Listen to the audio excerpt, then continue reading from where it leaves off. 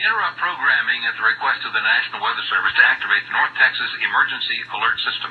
The National Weather Service has issued a severe thunderstorm warning for southern Denton County and northwestern Tarrant County until 6:30. A severe thunderstorm is located over Roanoke Trophy Club area, moving northeast at 25 miles per hour. The storm may contain 60-mile-per-hour wind gusts and quarter-sized hail. Again, Flower Mound, Trophy Club, Roanoke, and North Lake are in the path of this storm.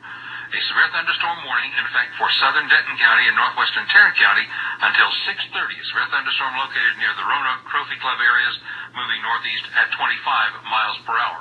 All North Texas stations affected by this alert are requested to relay the preceding message.